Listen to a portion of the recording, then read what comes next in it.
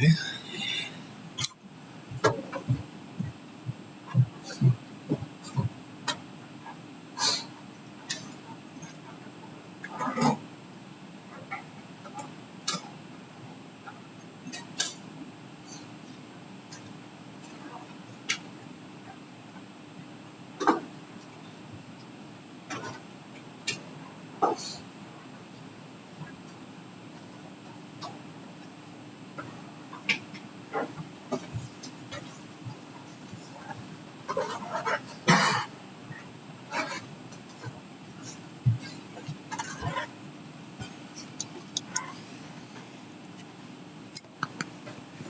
Testing.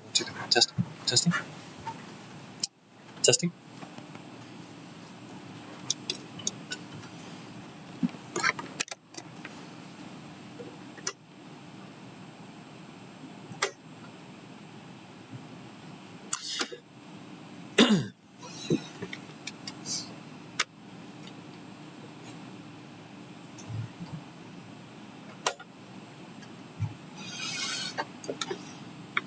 Okay.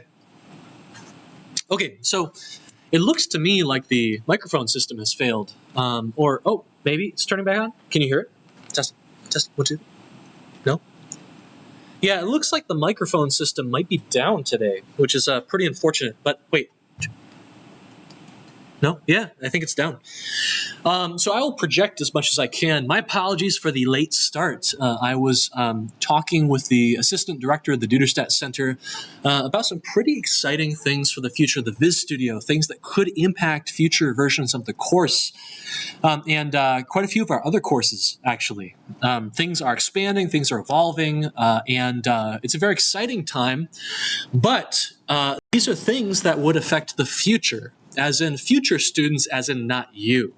And so I apologize to you, and especially I need to do this whenever I sacrifice your experience for the future experience of others. I don't think it's fair to do that, and I think it deserves an apology when I take some of your time, even if I'm trying to kind of help out the future students.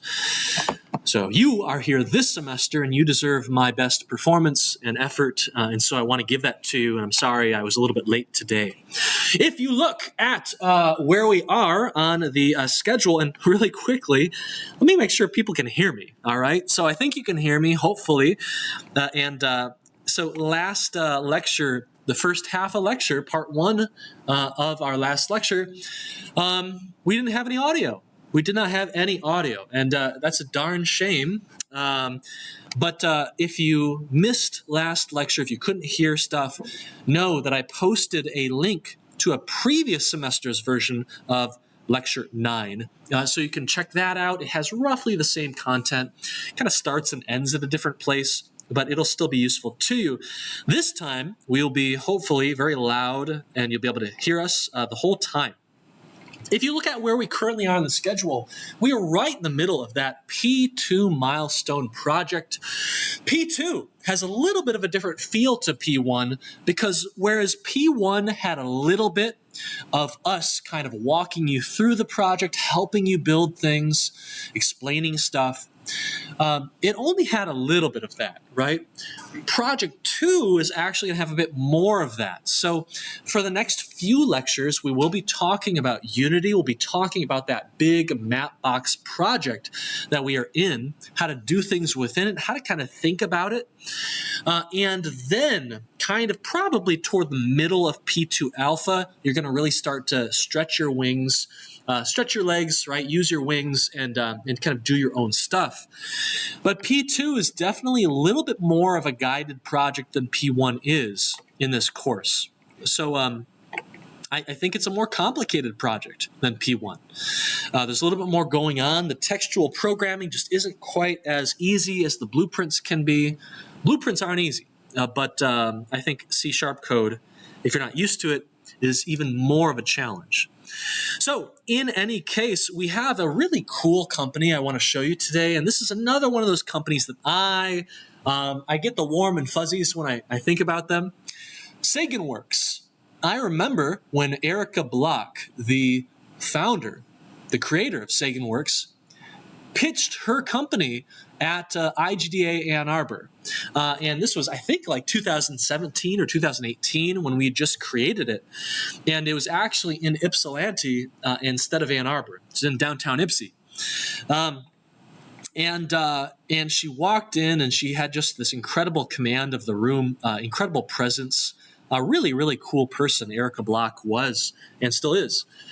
But she had a little bit of a situation occur that we see in a lot of startups, right? She was the inspirational founder, but SaganWorks has had some funding and financial issues. And when that happens, often the founder is asked to step down, the direction of the company changes, and sometimes that's not, what the founder envisioned. And so, some drama can occur. And I think in this case it did.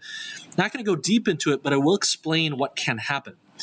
So SaganWorks, what is this? What exactly is this company? What is the product? What do they do? And look at this. Virtual exhibits made simple. This is a different pitch than the company had for most of their existence. When Erica Block first pitched this company, she pitched it as a new way to store information. You know how Windows comes with the Windows Explorer program that actually helps you explore your file system and see all the files, see the images. You can double-click videos to play them.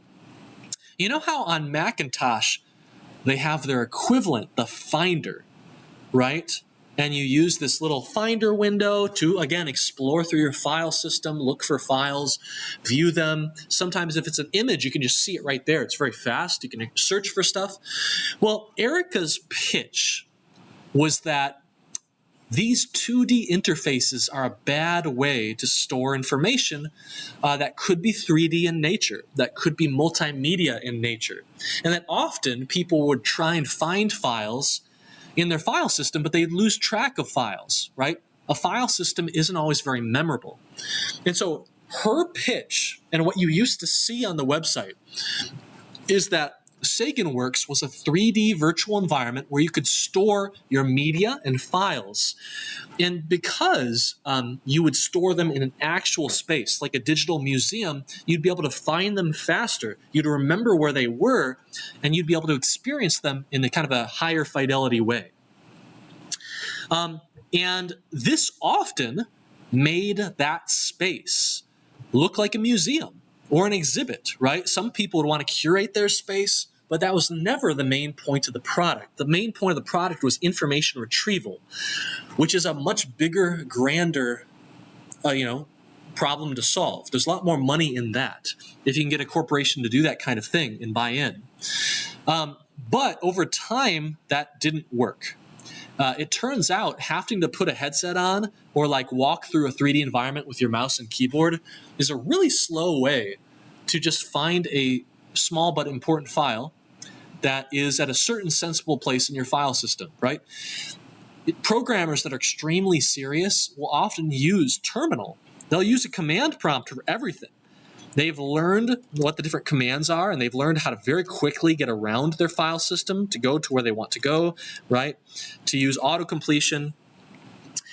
And so it turns out that SaganWorks, the problem they were trying to solve, they were not a good solution for that problem. But what they were very good at was giving you tools to quickly create really fun interactive environments. For instance, like a museum or a shop or a little portfolio space or a shrine to some TV series that you love. I don't know, Game of Thrones space, right? With a bunch of digital, swag and stuff like that. So you can see the company, unfortunately, they ousted Erica and they replaced Erica.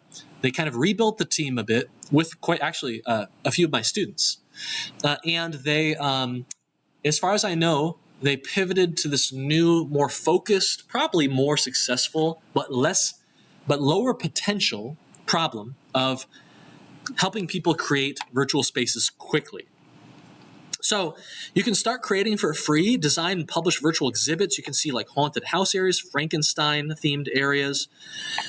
Director of the, NOAA, Aeronautic Administration, maybe? Office of National Marine Sanctuaries, giving us an opportunity to share important ecosystem with people around the world, right? So researchers can sometimes take what they've learned and build spaces to try and publish and explain what they've done and what they've discovered. It's browser-based. I think they had a VR mode. I'm not sure if they have it anymore, but it is browser-based. So you edit the environments via the browser. You visit them in the browser. That makes it very easy to send these spaces to people and let them walk around, whether they're on the phone, whether they're on a cheap laptop, or whether they're on a big gaming machine. They can do whatever they want. This is great for museums and art galleries. This is great for 3D learning environments, educators, interactive presentations, hybrid events. You can even introduce a little bit of interactivity, and I think scavenger hunts are something you can build if you want to.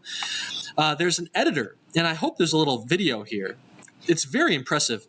The entire thing is made within Unity, but within the game, they have all these editor tools and their own UI system. So it's kind of like they made a lightweight version of Unity within Unity, right? So kind of interesting to think about.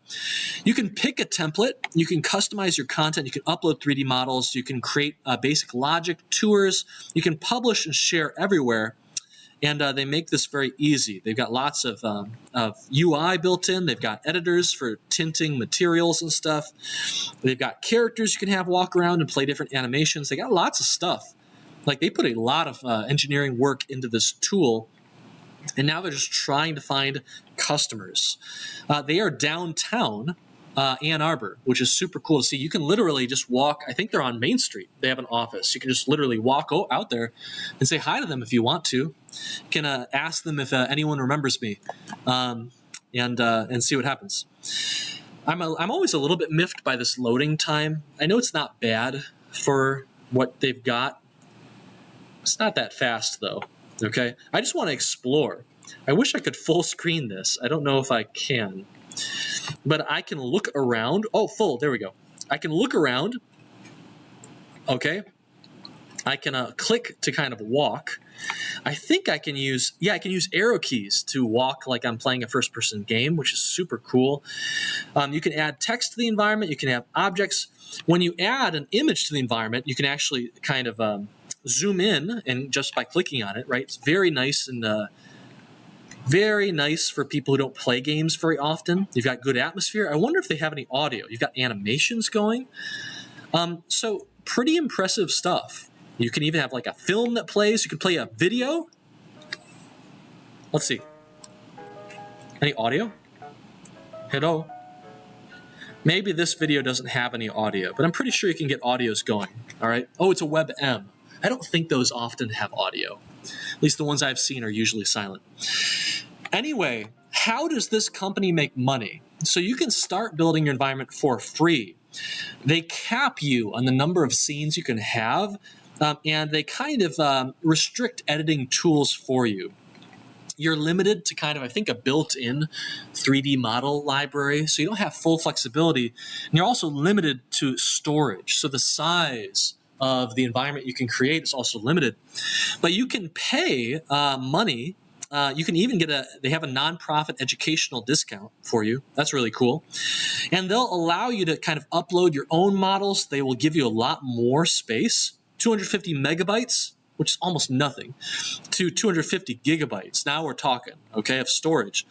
But they have a tier for enterprise where you can actually contact them.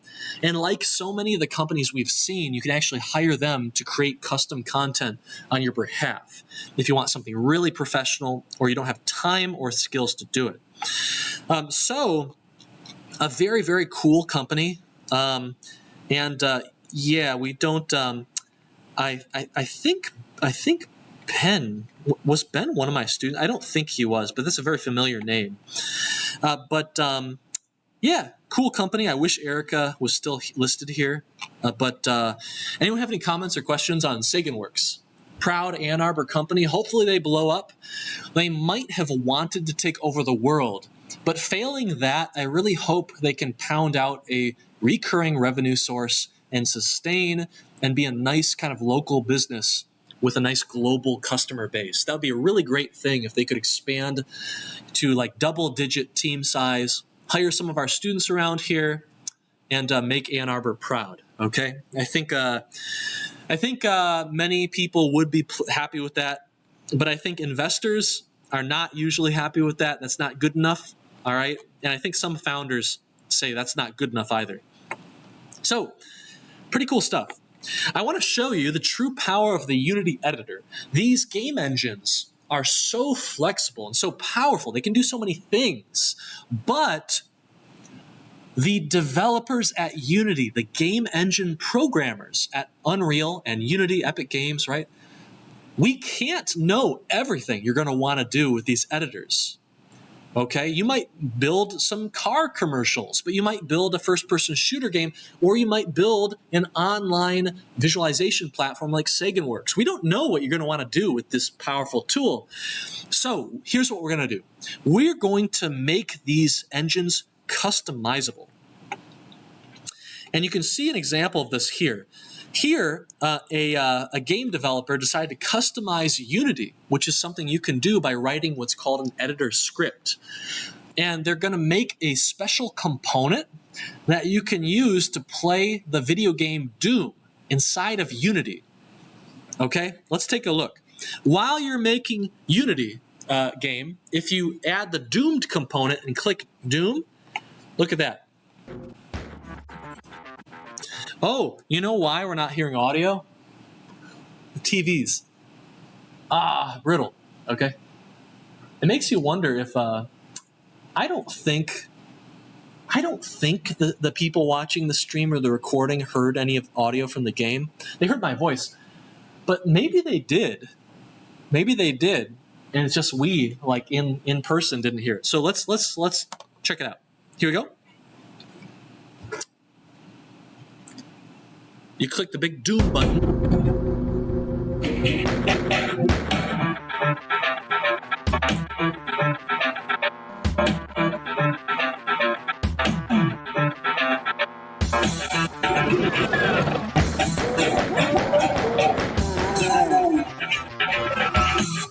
Okay, so if this seems strange to you, you're like, why would anyone want to do this? Something you should know is that Doom, the famous game that kind of launched the first-person shooter genre, is not only a famous game, it is also an open-source game. Okay, it's an open-source game, and I think at least the engine is licensed fairly permissively. I think maybe it's a non-commercial license. And that means that people can just take it and they can edit the game. They can edit the engine. And so Doom has become a benchmark for hardware. If you have any hardware that has a digital display, doesn't matter if it's good or big or not, and some sort of input interface, whether it's a touch screen or controller or a keyboard or a mouse, someone is going to try and port Doom to it. And I think I'll be able to show you more examples of this soon. But like voting machines someone will hack Doom to run on it. Microwaves with a digital display will run Doom. Your Apple Watch will run Doom with this tiny little screen. The Apple Touch Bar that laptops used to have, someone ported Doom to it. And here we can see that Unity's internal editor technology is expressive enough to play Doom. Okay, so it is a measure of performance and interactivity and hardware capability. It's also a measure of expressiveness in hardware, but also in software, right? Okay. Another headline, I think this is kind of an old headline at this point, but it's kind of a good, interesting thing to think about after what we said last week. In February, I think of last year, Meta announced that they've sold 2 million Ray-Ban glasses. These are the glasses that have cameras on the outside, and they don't have a display.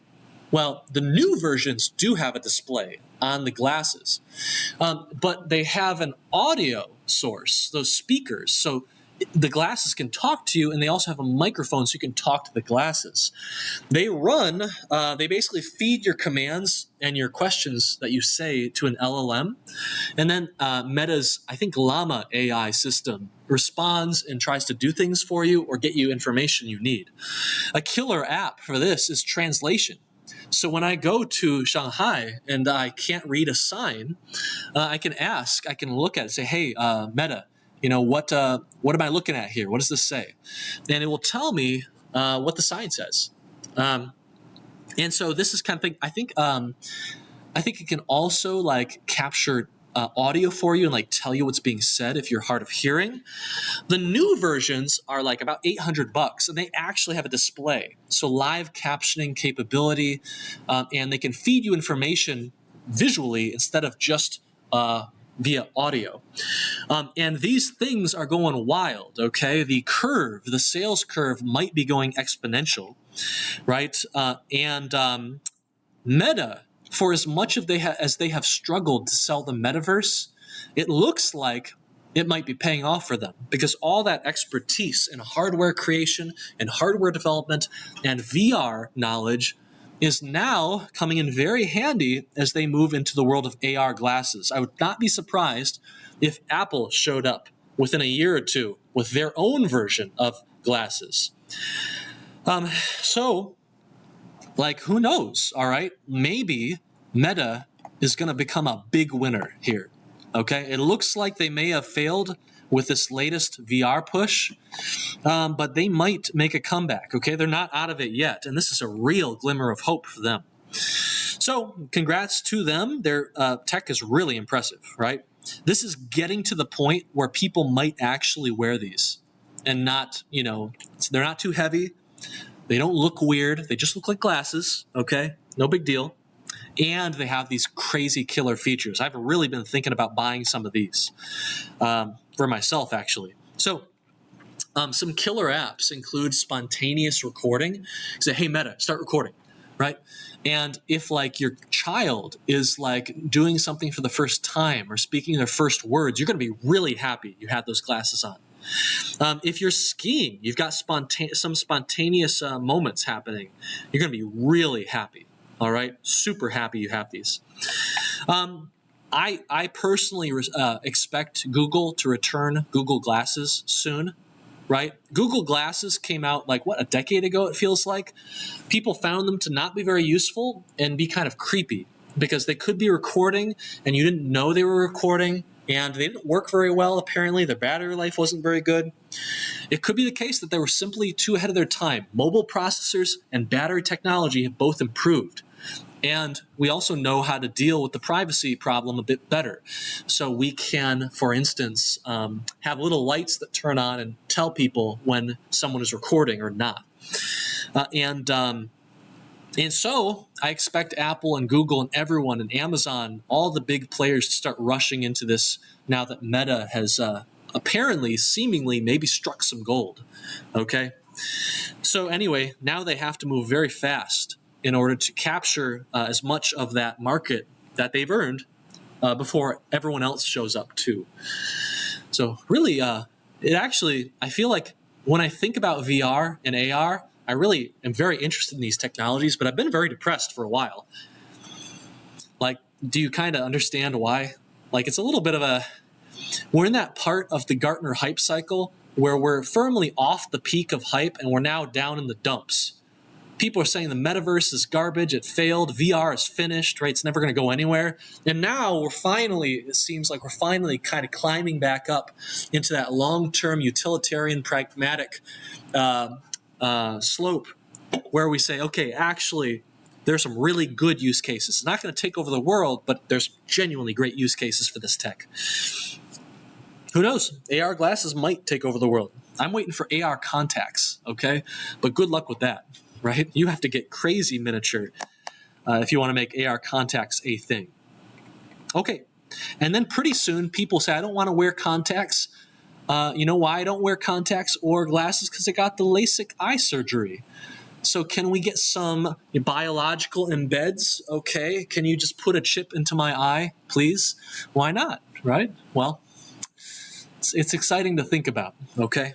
All right. Does anyone have any comments or questions on anything I've gone over? Okay. Do you remember where we were on Monday when, for all of our poor students who watched the recording, right? They watched the Twitch stream. They couldn't hear us. Do you remember what we did on Monday, where we kind of left off? We did something very important, an extremely important skill on Monday. That's why I'm just kicking myself that people couldn't hear me unless you were here in person. I suppose it's a good reason to come to the lectures. But what did we do on Monday that was like an essential, critical skill? You must have this skill if you want to succeed on a pre-existing team, a corporate team, an academic team. What skill must you have? We went into code that wasn't ours and figured out how it works and made the camera. Exactly. We, like a surgeon, a precision strike, we went into a code base that was big and scary and not ours, okay? And we poked it, we prodded it, we kind of figured out what areas of the code base do what game objects, what components are important for our goals. And we went into them and we started just kind of cutting. We cut some stuff out that we didn't need, and we added just the logic and data that we care about. As a result, we don't understand everything that is happening in this code base. There's a ton of code. There's a lot of complexity here. But we did achieve a kind of an interception. We went into the components we cared about and we added features, and everything just kind of works, okay?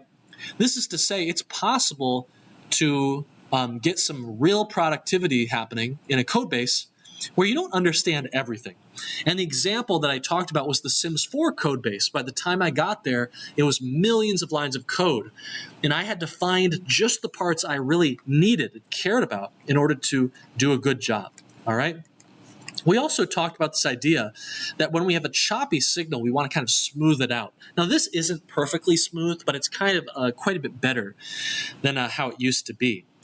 So we can move around. We built this camera that can kind of follow us. And this camera game object is going to be really, really important.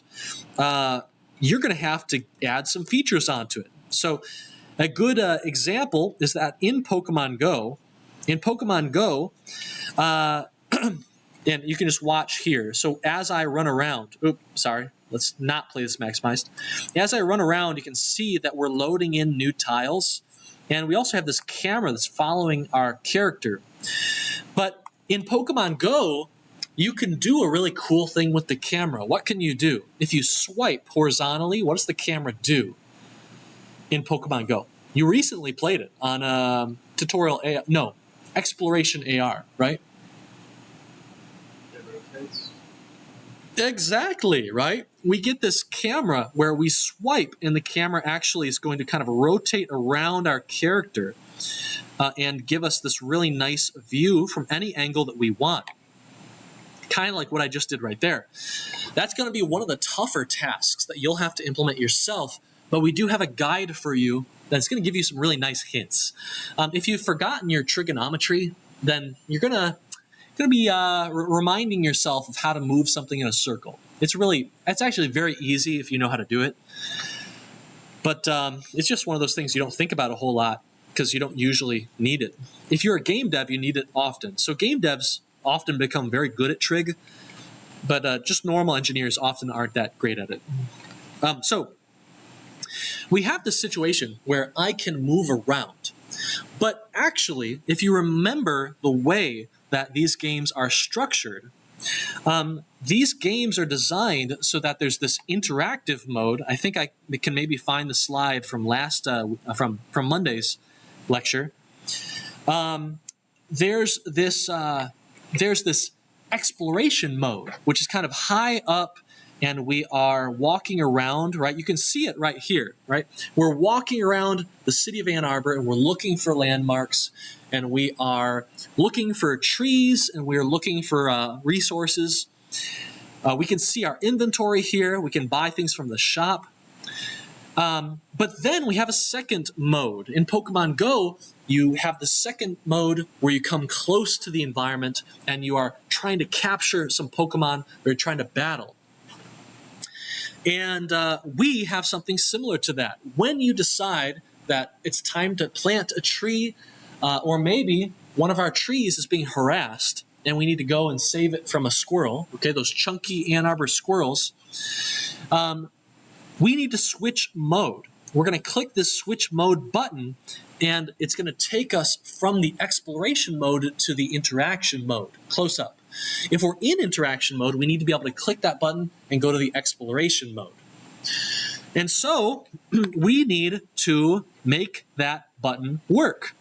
At the end of our previous lecture, we talked about how Unity likes to do its UI. We have our canvas game object. We have our button in here, and we also are capable of clicking on the button, right? We actually had to delete another canvas game object because it was actually blocking our button. So the button wasn't recognizing our clicks. But now I can just put my mouse over the button after it stops loading the map, okay? And I can put my mouse over the button and I see it kind of hovers and we get this different color. I can click the button and it's really obvious what's happening, okay? We got this nice kind of change of color to give us this impression we're clicking it down. We're pressing the button. But actually, this button doesn't do anything. Okay, I can click as many times as I want. But if you see, we are still in this exploration scene, okay? And I know I'm in the exploration scene because I can see it over here. A scene is literally just a container of actors. It's just a package of actors, or as we call them in Unity, game objects. And game objects are just packages of components. And the components are the C# scripts that actually make things happen.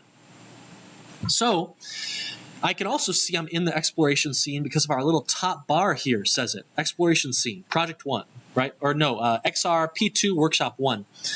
And so I can find this exploration scene if I look in my project pane. I can go to assets over here. I can go to scenes and I'll see, hey, here's my exploration scene and here is my interaction scene.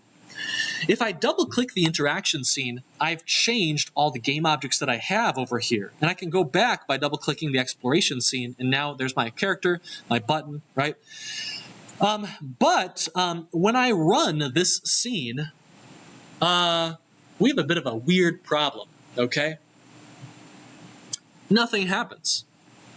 Pretty much nothing, right? Yeah, nothing really happens. What's going on? Well, this is actually, I think, pretty much the same scene as your tutorial AR and your exploration AR, okay? We have our AR session origin. We have our AR cursor. Do you remember, let me see here. Where's my scene view? Do you remember this thing right here? This little icon that you had to add in, and it kind of detects, it uses a raycast to detect where the floor is, where the wall is, and it desktop, and it puts it there. This is where you spawn like the cars, the vehicles that you added to your tutorial AR assignment. Well, we need to get to this scene, but when we go there, we're not going to see much. You know why? Because this scene, AR, only is going to work when you export to your device, okay? So this is something you need to know. On this P2 project, development of the exploration scene is very nice, okay? Why? Because we can test pretty much everything on our laptop. But when we truly want to test our interaction scene, we need to deploy to our device. So we can actually walk around and point it at things and use that wonderful camera on the back of your phone. So that's just kind of an annoying thing about AR development. Sometimes you can simulate it. I think students have had mixed results doing that on this project. But anyway, here's what we need to do. I want to be able to go back and forth while I'm playing the game between these two scenes. And so we need the button to do that. Now I see that I have a switch mode button in here already, which is really weird. I'm actually going to delete this. Okay, I'm going to delete this. And I'm going to go back to my exploration scene. This exploration scene is going to be the scene we always start with. And so I need a way to run some code when I press this button. And so I need a component. I need to write myself a component. If you ever want anything to happen in a Unity project, the answer is almost always, I need a component. And the only question to ask is, does Unity have a component ready, built in for me? Or do I need to write my own component? And yeah, the answer in this project is usually going to be you need to write your own component, which means writing C#. So let's go to this canvas. We're just going to kind of leave it as canvas for now. I'm going to rename this button, just so that I don't get confused in the future, to Switch Mode Button. All right? And I can leave this text like this. I don't really care about the text, but I'm going to go into Switch Mode Button. I'm going to click on it, and I'm going to add myself a component. I'm going to add this component. What should we call it? This component is going to be about, switching modes. So what could I call it? Any ideas? What might make sense?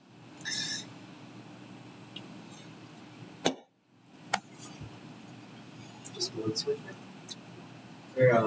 Yeah, why not? Mode switcher. Or we could call it like mode switch button. Okay, makes sense. Or you know what? The game object is already called switch mode button. So I'm actually going to create a component called switch mode button. There we go. We got a game object for switching modes, and we have a component on that game object that's actually going to make that happen for us. So we know this component and this game object are very linked. They're very tight. So we've created that component. We need to let Unity compile a bit, and then the name is going to kind of pop in here. And that's kind of when we know it's done compiling. We can also see it's compiling down here. It says compiling script. So we're just kind of waiting for that. Hopefully it won't take too long, but if you've got an old laptop, maybe it'll take a while. Look at it go. It's just cruising. Oh my goodness. Okay, here we go. Switch mode button. It's now named appropriately. And now we need to actually add some logic in here. And if you are new to Unity, if you're new to C#, this is probably the hardest part. Like, well, I haven't written a bunch of C# code, so what should I do? Well, there's one function we need to know about in order to switch scenes. And if you don't know about it, it's really hard to switch scenes. And so, you're never going to believe this, but it's going to be called load scene. Okay? And so here's what we're going to do. I don't really care about my start function because I don't really want to run any code when the game starts. I don't really care about my update function because I don't want to run code every frame 60 times per second. I want to run code only when that button is pressed. So I'm going to create this function called public void, and let's call this switch scene. That's it. Switch scene. That's it. Very simple. And let's see here. I'm going to zoom in so you can see things a bit better. And in order to actually change my scene, I need to call a function. It's called load scene. And you see here, well, it doesn't really exist. We got something here called load scene mode, load scene parameters. That's not really what we want. What we need is to use a package, a library, an assembly called scene manager. Okay? And then I can press dot. And the function we want is a public static function on the scene manager class. When I add scene manager, the IDE, Visual Studio, is very nice to us. It's going to automatically add this line, which will give us access to these data types and these functions. I'm going to press dot. I'm going to look through here, and I'm going to see exactly the function I want, load scene. And if you look at the signature of the function, we can see it's a void function. It doesn't return us anything. And all it really does is it takes a string, the name of the scene. Okay, well, I'm going to go ahead and give it the name of the scene. I want to switch to the interaction scene. Okay? And that is it. Okay? Now, are we done? The answer is no, because currently I've got this function that's going to take us to the interaction scene just like what we want. But if you notice, there are 0 references to this. Nothing is going to call this. I don't have any C# code that's going to call this, and there's no reason that Unity is going to call this. But here's what we have to do.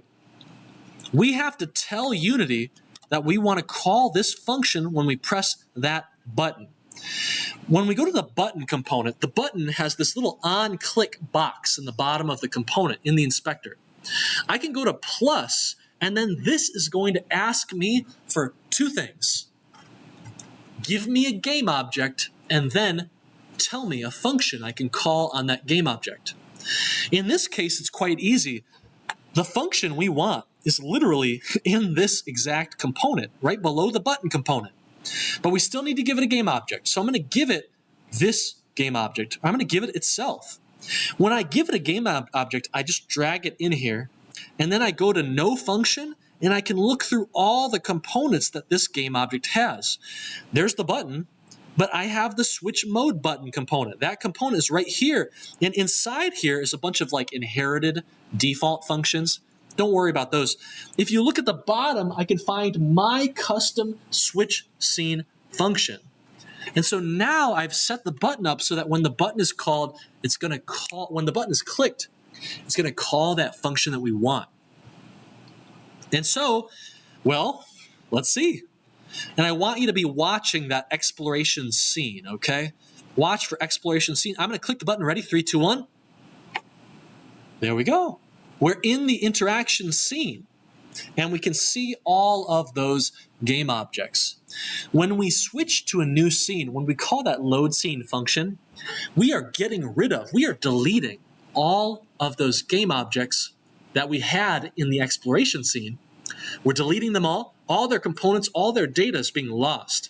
And then we're loading in those components that were inside those game objects and their components that were inside of the interaction scene, okay? So it's like we just threw one package, one scene in the garbage, and we are loading a different scene with all of its game objects and all of its components and all the data inside those components. But there's a problem. What if I want to go back? I want that button to be able to send me back, and I want to be able to go back and forth as much as I want. But do you see the button? Like, where did the button go? It's gone, right? Here's the problem. This button, this canvas, are all a part of the exploration scene. But when we switch to the interaction scene, well, it's not there. So what could we do? We could copy this canvas and all of its children, the button, over to the interaction scene. That's not really how I want to do it, okay? I don't like it. I don't like that approach very much. So here's what I'm going to do. I am going to take this canvas, and you know what I'm going to call this? I'm going to call this, I don't know. I'm going to call this the game canvas, okay? I want to create a new component for this big canvas. I'm going to call it the game canvas, and I'm actually going to rename the object to the game canvas as well. The game object, the actor. And here's what I'm going to do. I'm going to use a very special function. It's a bit dangerous. You got to be careful with it. You want to understand what it's doing. I'm going to call a function called don't destroy on load. And this is a very famous function in Unity. Why? Well, when the game starts, when the game begins, I'm going to call don't destroy, hello, my code completion. There it is. There's the function. This function returns nothing. It returns void, and it takes a game object. It takes an object. And what it's going to do is any object that I send into this function is going to get marked as being special. It says, don't ever destroy this object. When we load new scenes, this game object that we call the function on is going to stick around. It's not going to be destroyed. It's going to be there in the new scene, no matter what. Okay? And the idea is this game canvas wants to stick around. So it has the game canvas component, which will call this don't destroy on load function. And that's going to basically move this game canvas out of this scene and into a permanent scene called Don't Destroy on Load. Watch this. Watch how this happens. When we start the game, you're going to see that game canvas is no longer inside of the exploration scene. You can see it right here on the left. It's no longer there. Where is it? It has to be there. I can see the button. It has to be somewhere. Well, there's now a new scene that we've loaded in as well. It's called Don't Destroy on Load. And if I open it up, I can see, boom, there is my game canvas, and inside of it, there's my button. Now, when I click the button, click, look at that. We got rid of the exploration scene. We loaded the interaction scene. The Don't Destroy on Load scene is still there, and it's always going to be there. So the button is sticking around, and that's really good news for us. The problem is its logic is really basic. When I keep clicking this button, we just keep reloading the interaction scene. That's not really surprising. If you go to the code is super basic. Every time you click the button, just go to the interaction scene. That is not really how we want this to be, okay? The logic should be more complicated. It should be more interesting, like this. If scene manager dot active scene dot name is equal to the exploration scene, then we know we want to go to that interaction scene. But if we are in the interaction scene instead, we know we want to go to the exploration scene. Okay? Now we have a button that's much smarter, and it's going to figure out what scene we're currently in, and it will take us to the other scene. All right? So you always have to test it. Okay? Same exact principle from Unreal Engine. It's about iteration. You write a tiny bit of code, you test. You write a tiny bit more code, you test. And this makes debugging so much easier. So I'm going to click that change mode button. Okay, we're in the exploration scene, walking around Ann Arbor. It's all good. Click change mode. Okay, now I'm in the interaction scene, but I want to go back. So I'm going to click it again, and now I'm back. I'm back in the exploration scene, and all is good, right? Right? All is good. Nothing is wrong, right? Well, let me go back and forth a few more times, and you might notice something about the hierarchy. The hierarchy is meant to keep tabs on all game objects that exist. If we ever wonder about the state of our game, we can pause the game like I just did, and we can look through our game objects. We can look through them in the scene view by flying around, of course. We can also double click on them, and we can see a list of all the game objects on the left in our hierarchy. But there's something weird happening as we go from scene to scene to scene to scene. Okay? What is happening? It's filling up. Okay? And if I pause the game, well, actually, I'm going to keep it running. If I go in here, something horrifying reveals itself. What do you notice? What are all of these? I don't have one game canvas. I now have like 10 plus. In fact, every time that I go to the interaction scene and come back, every time I come back to the exploration scene and load that package again, I get a new game canvas. Why is this happening? Well, every time I load the exploration scene, I'm going to get all of the game objects in the exploration scene, including another game canvas. Usually this is no problem because when you switch to a different scene, you lose all of your previous game objects. They get unloaded, deleted, destroyed. But we did something special to the game canvas, okay? We made it permanent. We called Don't Destroy on Load, so it never gets deleted. This means we have, what is this called? It's called a memory something. And if we play the game for too long, our performance is going to fall apart.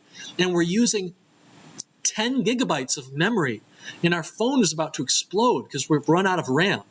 Why? Yes? It's not destroying them, so it's not. Yeah, this is called a memory leak, and it's a big, horrible problem that a lot of games suffer from. You have to be very careful. You should have learned about memory leaks in EECS 281 or maybe EECS 280, but it's also a very big deal here too. What's even funnier is that I can actually double click on the canvas and I can see my button, right? I can see my button right here. You might say, well, everything looks normal, and it does look normal, but it isn't. Because actually, I can go to my button, I can go to any of my buttons. Each of these canvases has a button, and I can move them, and oh my goodness, what a horrifying result. I actually have about 20 buttons that are all layered on top of each other. It's a horrible situation. We need to address this right now before we build on top of it, because this could cause future bugs and it could degrade our performance. In the very best case, we are going to be very confused when we see all of these duplicate game objects. Why are these here, right? It's very obvious why they're here if you understand what loading a scene means and what the don't destroy on load function does. So here is our solution. We're going to use a very famous design pattern, actually a very controversial one, called singleton pattern. Have you ever heard of it? Singleton. This game canvas component and this game canvas game object, they want to guarantee that they will be the only one that ever exists. We only want one of these objects. We want exactly one of them forever, no matter what. The problem is, every time we return to this exploration scene, we keep creating new ones. So here's our technique. We're going to add some additional code right here. And we're going to check to see if any pre-existing game canvas game objects exist. And if they do exist, as in we're not the first one, we're going to delete ourselves. Okay? But if it doesn't exist, then we will become that one game canvas to always exist. How can we implement this? Well, here's the traditional way to do it. I want to make a static variable. This is a global variable, kind of, that is associated with the game canvas class itself and not any instance of the class. You can think of it as kind of like a single variable that only the class has. So as we create new instances of the game canvas class, as we create new components that are of type game canvas, we are not creating new objects, new instances of the variable. There's only one variable, okay? Let's call this, it's going to be of type game canvas. We're going to call this instance. People get freaked out because it is a class that has a variable of a type of the class, which seems kind of like a weird recursive definition, but it's not. It's fine. Okay, when the game begins, we're going to check, is instance equal to or not equal to null? All right? If the instance is not equal to null, then we know that there's already an instance of this component that exists, which means there is a game canvas, a game object that already exists. We're too late. And so we need to destroy ourselves, destroy our current game object and stop executing code, return. But if, let me see here, if this instance is equal to null, then we want to claim that instance. The instance is going to become us. We're going to store ourselves in that variable. So this variable will no longer be null. And we're going to mark ourselves as don't destroy it on load. Do you understand what this is doing? These two lines, this line right here, by claiming the variable, it means every game canvas that gets created in the future is going to go down this path and destroy themselves. And we are also marking ourselves to never be destroyed, ever. So let's run this, because I'm very curious. I'm kind of curious what's going to happen. Watch the hierarchy as we go between the scenes, and you'll see the magic. You'll see why we did this. Okay, we're loading our map. We're loading our map. We're loading our map. Okay. All right, here we go. We're going to change our mode. Okay, good. We still have one game canvas. We're going to go back. Ready? And we still have one game canvas. Okay, we are no longer creating a bunch of new game canvas objects. whenever we come back to the exploration scene. We only have one. Everything is good in the universe. All right? Does anyone have any questions about this? Okay. All right. Sweet. I want to take a 5-minute break, and then we're going to come back with some additional kind of fun features that actually can be kind of tough to understand. Sometimes I mess them up during the lecture. Hopefully I won't this time. But I think we're going to come back and we are going to talk about inventory and how to store our acorns and how to store our seeds and stuff like that. UI in Unity is kind of tough. But okay, so I'll turn the music on. See you in 5 minutes. Okay, make sure the recording still has our voice. Good, looks good to me.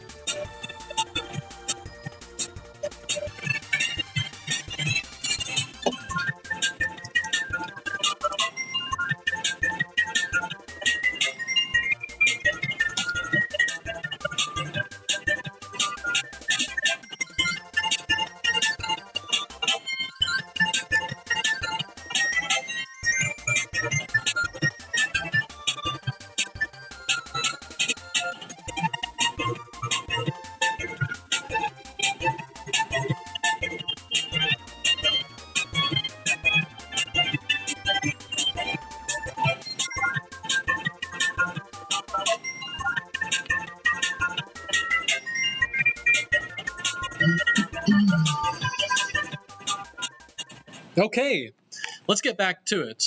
And I want to move a little bit faster because looking at your task sheet, actually, for your milestone. Remember, you don't have to be complete with every task, but we want to see that rough draft of every task so you get the points for them.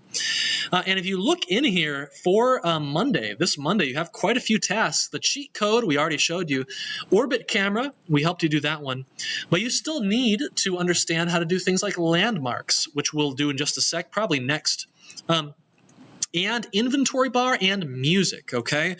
And so I want to try and help you understand those if we can. I think the first thing I want to do is music and audio, all right? And one thing to know, there are two really important things when it comes to audio, specifically relating to nice background music. Oh my goodness. Whoa. Why is it moving like that? Okay. I don't want to like come down and crush my legs. My desktop just started going down. Okay, so in any given scene, and usually on your camera game object, you're going to find that there's this little yellow audio listener component. And what's interesting about this component is it's basically your ear in the scene. If you play a sound and it's very far away from your audio listener component, well, you're not going to hear it. If you are very close to the sound, then you'll hear it very loudly. And so you want to know kind of what game object your audio listener component is on, and you want to make sure you have one and that it's turned on. If you don't have any audio listener component in your scene, it will be gone, right? I mean, you won't be able to hear anything. If you want to find out what game object has your audio listener component, you just go to the bar and you just type the name of the component, audio listener, and it will show you all the game objects that have that thing in your current scene. That works for any game component type, not just the audio listener. But in order for us to hear something with that ear in our scene, we need to have an audio source somewhere. So I'm going to go to plus, I'm going to go to maybe create a new object. And you know what? I want an empty game object. Okay, I've got this empty game object. Its name is game object. I can't even see it. But what I'm going to do is I'm going to name it. Let's call this the background music source. And this is going to be a game object responsible for kind of playing some sort of nice exploration-y background music. And I have my transform. The only component I'm going to need to do this is the audio source component. If you type audio, you see there are a lot of interesting audio-related components that Unity has built for you. You can just grab them and you can just use them.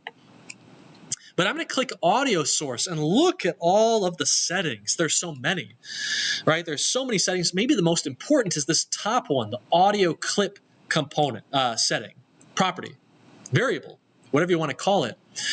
This audio clip is the actual audio file that we want to play. So we need to go out to the internet and find something that gives us that exploration-y vibe. I'm going to go to one of my favorite websites, freesound.org, and I actually searched for Stroll. And here are the sound files that I can find. Let's listen. Do you hear it? It's kind of like, it's kind of like outdoorsy. I just heard a car drive past. That's not really what I want. I want some actual music, not just ambient audio. It's actually best if you have both. So let's listen to this clip. Yeah, that's not music either. I want some music. How about this? Strolling Stripes.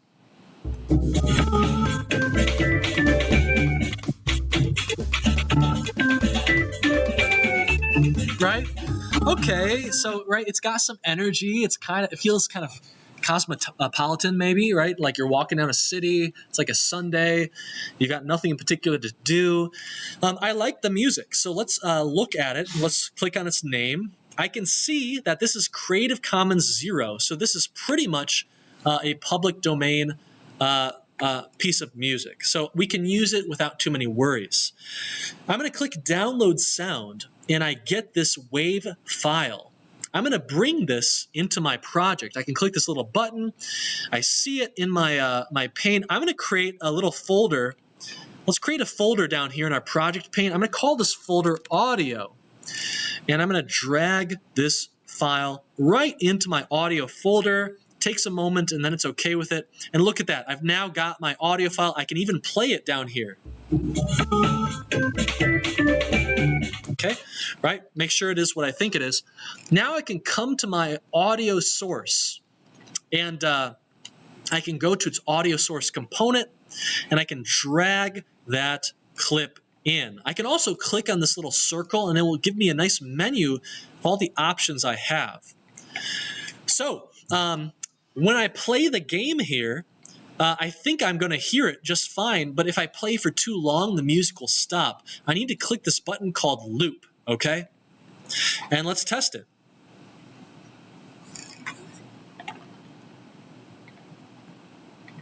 Okay, loading the map, starting up.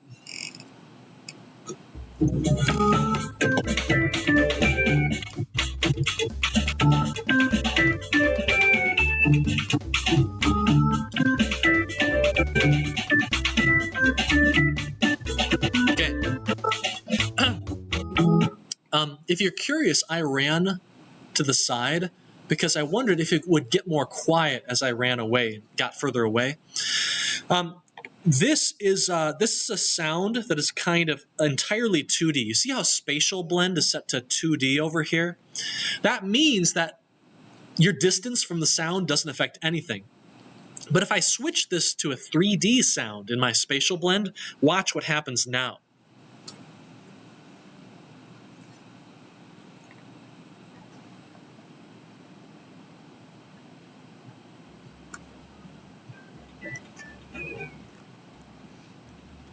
This is really quiet. Oh my goodness. Hold on.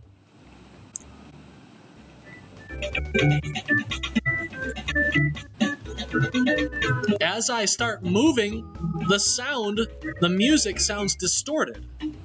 And if I walk really far away, the music gets a little bit quieter. Okay? So this blend here, basically, if a sound is a 3D sound, you will only hear it if your listener, your ear in the scene, is close to the audio source. If it's a 2D sound, you will hear it anywhere, no matter what's happening, right? And what's more, 3D sounds are affected by something called the Doppler effect. Do you know what the Doppler effect is? Yes. It's like as you're traveling towards something, velocity kind of gets... Yeah, the audio waves kind of get compressed, and how you perceive them is different. So if you have a very 3D sound, if the audio listener is moving, that will distort how you hear the sound. So for this project, you mostly want spatial blend set to 2D, okay? And one of your tasks is having music for the exploration mode and then different, maybe more exciting music for that interaction mode. And so I will leave you to implement that during your homework, but it's very easy. Just do the same thing. Create an empty game object, give it an audio source component, and then hook up a different sound effect.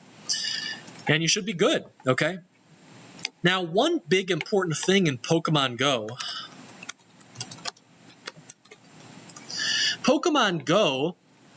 has, when you're walking around in the overworld, let's see if I can find an example of it. When you're walking around in the overworld, you'll see these little map icons. I'm not really getting a good example here. But as you walk around the overworld, you'll see these little icons, places where you can get resources, landmarks, stadiums, Pokemon walking around. Landmarks are really, really important to the game design of Pokemon Go. Why? Well, when the game came out, a big part of the game was trying to incentivize you to walk around and explore the world around you. Landmarks are places you could go to get stocked back up, refill your supply of Pokeballs, potions, resources, other stuff. That's why you would walk around and explore. You needed to. If you want to catch more Pokemon, you got to go find a landmark so that you can get more Pokeballs. And the really great thing about the game and why I'm really impressed by it, it still holds a nice spot in my heart, is because the landmarks, you can see one here, they were always associated with something cool in your local community, like a statue that you've walked past 1,000 times but never stopped to actually consider. Or an old restaurant, right, that's been a really big part of the community for a long time. And so you would get to learn about things in your community as you walked around and visited the landmarks. So can I type this landmarks? Okay. Yeah, there are these blue icons. I want to see an example. Yeah, here you go. So, oh my gosh, 9/11 Memorial was turned into a landmark.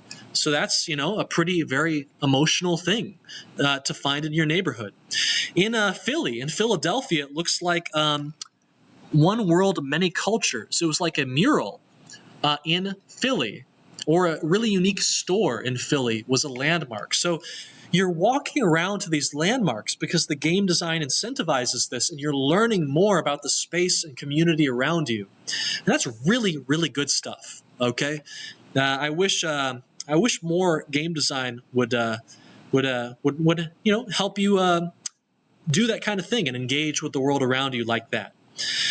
The ferry terminal in San Francisco, you can go there, you can get stocked up. Maybe you've never even thought about that terminal before. Anyway, how these work, though, is that these landmarks, they're identified by a coordinate in latitude and longitude. And we need to somehow take that latitude and longitude, which never changes, and we need to convert that into our scene in our game. Because the scene, right, our Unity scene uses X and Y and Z coordinates. Okay? It doesn't use latitude, longitude. So we need to convert, and we need to move our landmark objects to the correct locations. In Pokemon Go, they have this really cool 3D model, this like blue Pokeball sign. And so in your game, you get to choose what you want your 3D model to be. So I am going to go to sketchfab.com. I'm going to search for a house. I want like a house structure. I'm going to click on downloadable, and I'm going to kind of look for a nice house that maybe I can bring into my game without causing me too much stress. You could also use like a cube if you want to, but I want something a little bit cooler than that. Maybe this will work out well. Maybe it won't work out so well. This is a stylized house, so this looks pretty cool. I think I'm gonna get this one. All right. I'm gonna click on download. This little download button in the corner. I need to log in, so you'll have to create an account if you want to use Sketchfab to get a great 3D model. For whatever reason, after you log in, it replaces your model. Like it says stylized house. And by the way, they misspelled stylized. And it shows this robot. So I need to refresh the page to fix this bug. This bug has been here for years. All right? Maybe one day they'll fix it. I'm going to go to download 3D model. And I'm going to grab FBX. FBX or OBJ or .blend are really good file formats that usually work pretty well in Unity. But some models you're going to discover you need to spend more effort fixing them up. Some models are just broken. They're very hard to bring into Unity. So I've got myself a zip file. I'm going to extract it, and I'm going to kind of look inside the zip model. Everything I'm about to do is just totally in the wheelhouse of the EECS 298 3D modeling course, which is going to be available next semester, by the way. If you're looking for a flex tech that is super cool, you want to learn how to do with, if you want to learn how to make your own 3D models, if you want to learn how to work with them and bring them into game engines and fix them when they're broken, right, then this is the course that's going to explain all about how to do that. But anyway, when I open up this 3D model zip file, stylized house, I see there's a textures folder and a source folder. You got to kind of go looking to find what you need.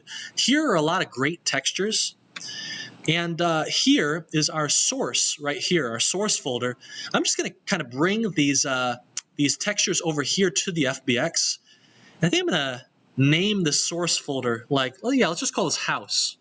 This folder is what I really want because I've got the model in here, the FBX, and all the textures we need to make it look good. And I'm going to kind of create another folder here. I'm going to create a folder in my project pane. Let's call this, let's just call this models. And I'm going to drag that house folder into my models folder. And I'm just going to see how Unity handles this, okay? Usually it's a big mess. So I'm going to drag this model out and look at this. I think it looks amazing. But actually, it's all completely white, and it looks kind of weird, okay? So here's the process. Here's one process to fix up the models. I click on the model in Unity. When our model looks right from its geometry, but it doesn't look right in its materials and colors, this is a materials issue. The materials did not import properly. So I need to help Unity out. Unity doesn't know how to import this model effectively. So I'm going to go to the model. I'm going to go over to my materials tab. And, oh, what on earth? Click this button. It doesn't have an extract materials button. Well, I guess that's the best we can do. I might be able to drag this base color texture on. Ooh, there we go. I created a new material by dragging this base color texture onto the model. You remember, a good material from Unreal Engine, a good material has a lot of different textures, and they all mean different things. Some are for lighting, some are for other things. I can go to this house, I can click this lock material, I click on the material, I lock it in place here on the inspector, and if I want to, I can change things. So like this ambient occlusion, there's the occlusion slot. I can drag this in. Maybe it makes it look better. It does. Look at that. Wow. Looks much better. There's a metallic texture. So I can drag this metallic texture into the metallic slot on my material. And now I think some of these more metal parts of my model look a bit better. I can come to the normal, and I can drag this into the normal map. And now I think maybe it looks even a bit better. Okay. Maybe need to fix this right here. And here is roughness. So maybe I can use this as like the smoothness. No, it looks like I can't. Okay. This model looks much better already. This is super cool. I've got my house all fixed up. So now I'm going to make a prefab. You know how with blueprints in Unreal, you can turn any actor into a blueprint, and then you can like put it everywhere, right? That's what I'm going to do with this house. I'm going to drag it into my project pane. Now it is a prefab. It's a blueprint. Okay. I'm going to rename this into the house prefab. It says house.prefab. And now I can bring this out anywhere. And if I want to kind of scale, or I want to change any properties of this house, instead of changing this house kind of, just this particular house, I'm going to go to my prefab and change it there. So instead of a scale of 100, I'll change to a scale of 200, and they all change at the exact same time, okay? Pretty cool stuff, right? This allows us to make a lot of changes to a lot of objects all at once. But here's what I want to do, okay? We brought this house in, but I want this house to represent, okay, wait for it. I want this house to represent one of my favorite restaurants ever, okay? One that I've been eating since I got here as a student in 2011. No Thai, okay? I want this landmark to be the famous No Thai. So if you come up Murphin, we are in the Duderstadt Center, which I think is right down here. If you walk up the big hill on Murphin and get onto Plymouth, in the kind of courtyard area, you will find, right next to Cardamom, you'll find No Thai is right here. Literally No Thai, all right? So what is the latitude, longitude for No Thai? I can right-click and I can copy and paste this. But I need a way to take this house and make sure it's always at No Thai. If I run the game right now, I have no idea where this house is going to end up, right? It's probably going to end up right next to me. And that's not really good because it's going to be right next to the Duderstadt Center. It's like Pierpont, maybe. All right? Okay. This isn't what we want. We want this house to be way up here, right? No Thai is up here somewhere. And so we need a way to convert from that latitude, longitude coordinate that we can just look up on a map, on Google Maps, on Apple Maps, whatever. We need a way to convert that into a certain X and Y and Z coordinate. And that is going to depend upon our map object, okay? that is right here underneath location-based game. The map, the abstract map component is going to load our map in, decide where things go. And so we really need to, we need a component, okay? We need a component that we can put on this house. We need something that's like a latitude, longitude anchor, okay? Let's call this lat long anchor. And this component, we want it to be a super flexible component. We want to be able to put any latitude, longitude coordinates into this component that we want. And it's just going to move our object to wherever it needs to be. Okay? So that's what we're going to do. We're going to program that together right now, and pretty quickly, because we're running a little bit low on time. So, I'm yawning even though I got the Celsius up here. I've been chugging like crazy. All right, so what I want to do is I am going to create some public variables. Remember why we do this in Unity. A public variable is a variable that's going to show up in the inspector. So we could create this vector2, but actually, remember, Mapbox does not use vector2. It uses the strange data type vector2d, which is pretty much the same thing, but Mapbox's functions want you to use it instead of the built-in vector2. I'm going to call this lat long, and I'm just going to leave it like that, okay? When I save this component, this lat long public variable is going to show up right here under my component, and now I can paste the location of noti in. And I can put it right in here. See, lat long, I can open it up and I can put my X in here, okay? That's the latitude. And I can put my Y in here, that's the longitude. And there you go, okay? Wait, did I mess that up? Did I reverse that? Which one's latitude and longitude again? Did I get it right? I think so. We're going to find out pretty quickly, won't we? Now, I need a way to take this latitude and longitude and move my current object to the correct location in Unity scene coordinates. So X, Y, Z. We got to go from latitude, longitude to X, Y, Z. How are we going to do this?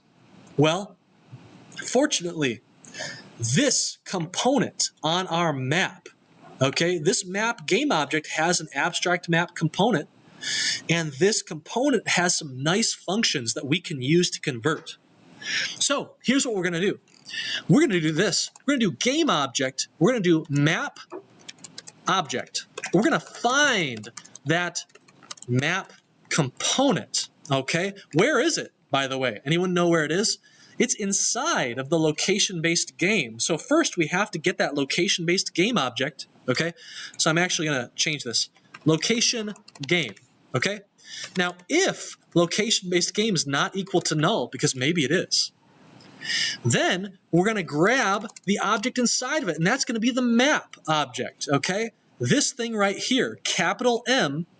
So we need to go, let's go location game, and we're going to go find. There is no find function, but I can go .transform.find, and I get the function I want. And I'm going to put map in there, okay? Except this actually returns a transform. So I need a transform and not a game object itself, okay? Now I need to detect if map is not equal to null. And so now inside of here I have the map game object, or at least its transform. Now I need to finally grab the abstract map component. So I'm going to go abstract map. Let's call this a map. No, don't do that. Okay, a map. I'm going to go map.getComponent. This is how you get any component on any game object if you have it. What kind of component do I want? I want the abstract map data type, and boom, there you go. I now have the abstract map in here, and the last thing I need to do is check if a map is not equal to null. And ooh, this code is getting kind of nasty, isn't it? But we're just checking. We're making sure everything we're getting is valid. And I can now look at my a map, my abstract map, and I can look at all the functions I've got. And look at this, geography to world position. It takes a vector 2D called latitude, longitude, and it returns me that awesome vector 3. Exactly what I need. Okay, exactly. So I'm going to put lat long in here, and I've got this little vector 3 I'm getting. Let's call this final destination, or how about just final position? And now I need to move myself to that final position. And let's see what happens, okay?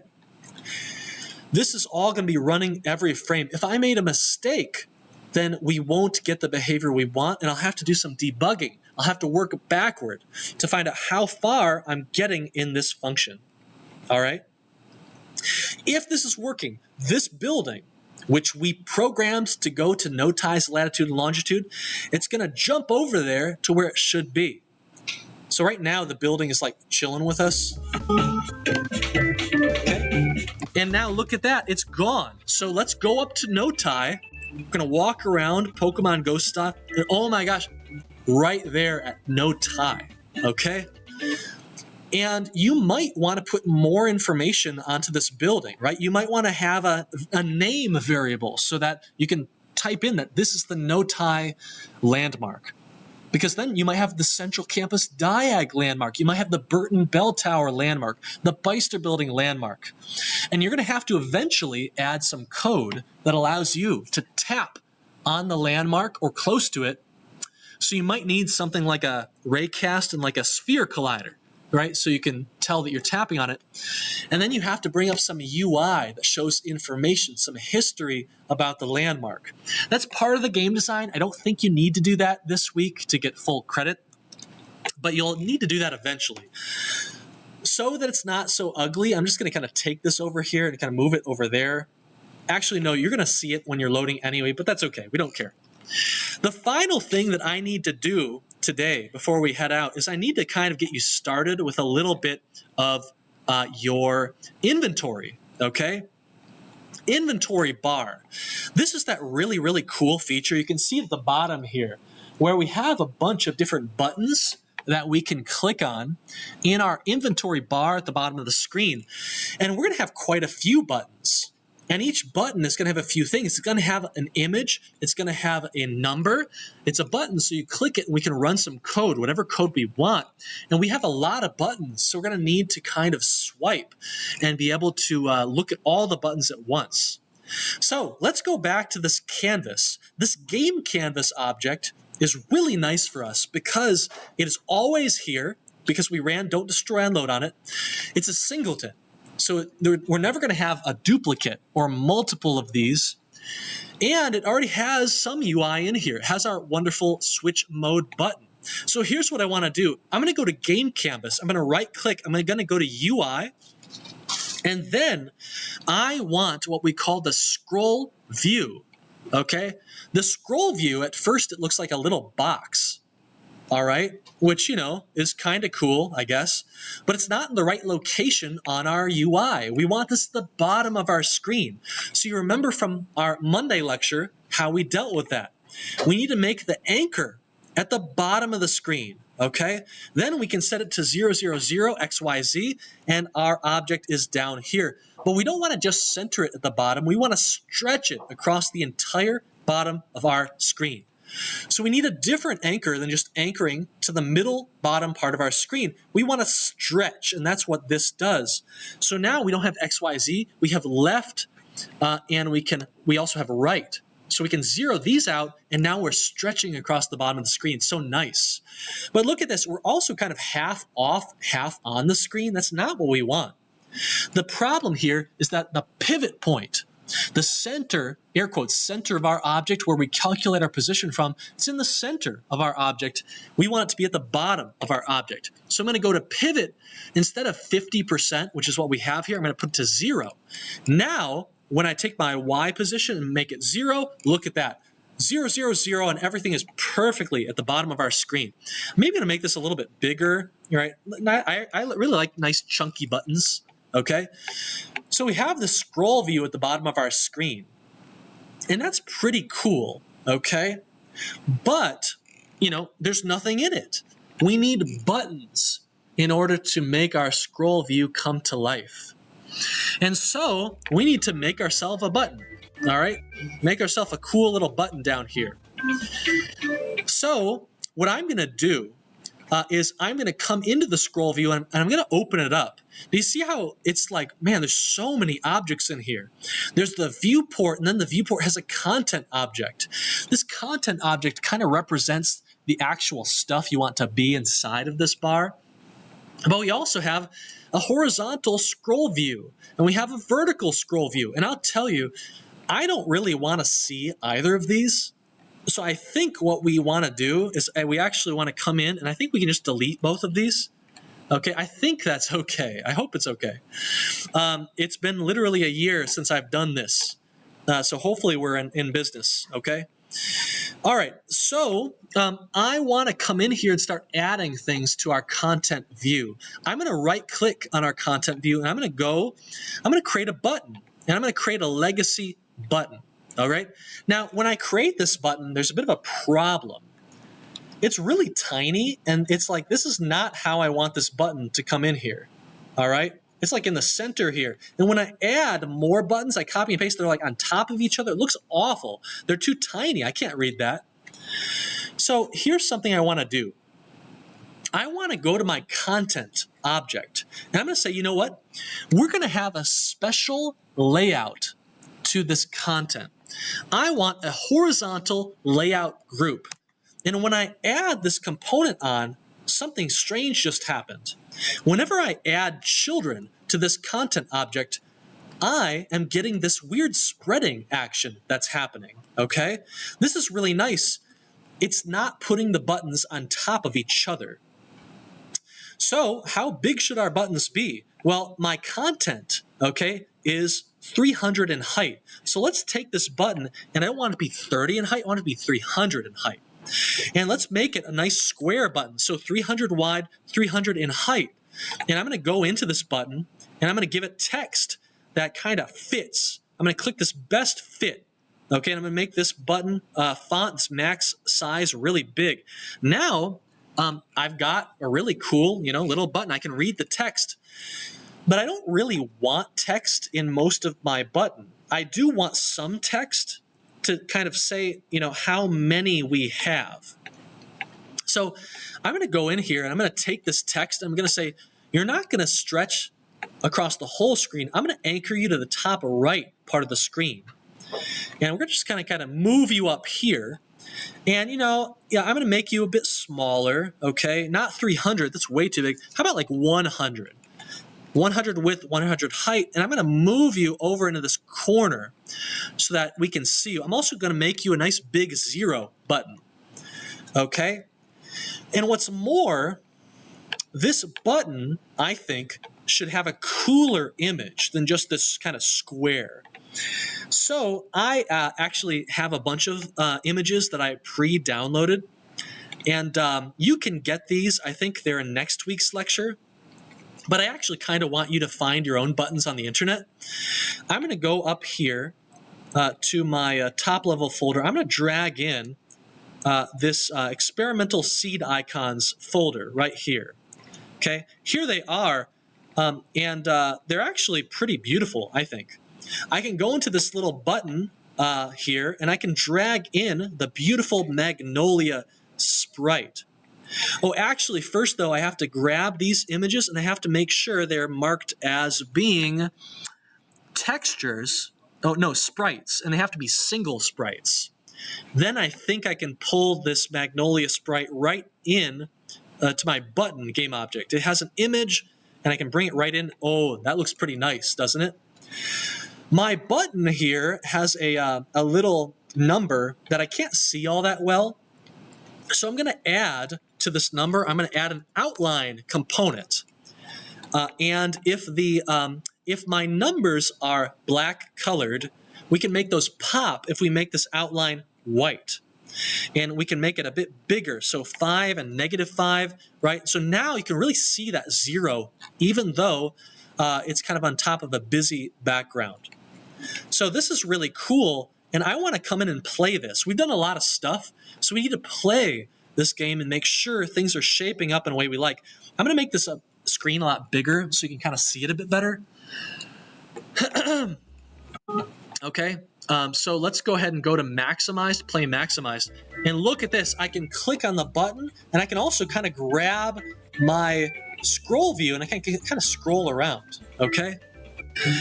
Now, this is cool, but we need more than one button. I'm going to take this button, and I say, I really like this button. We've done a great job with it. I'm going to come in here, and I'm going to call this, let's call this inventory button. And I'm going to drag this into my, do I have a prefabs folder? I don't. So I'm going to create a folder called prefabs. And I'm going to drag this button in here just like this. Now, if I want to, I can just drag more and more buttons in here. I can create as many as I want. You're going to need quite a few of them. So you're going to want to do this. But look at how these buttons come in. As I make more of these buttons, they come in a really awkward way. I want them to build in from the left. So let's go back to our content object where we have this horizontal layout group. The horizontal layout group is kind of the policy where we can kind of tell Unity how we want these buttons to come in and be spaced horizontally in this content object. So I want my children here to be kind of maybe aligned to middle left. That seems pretty good. And I want the padding. Yeah, I think the padding's fine. We don't really want any spacing in our buttons.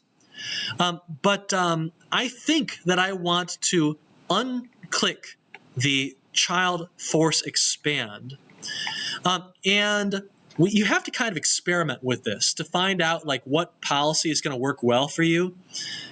So I'm going to run the game, and we're just going to kind of see what happens, all right? If we run out of time for this, we might have to continue this next time. Let's go ahead and start duplicating this button now. Oh my gosh, look at that, right?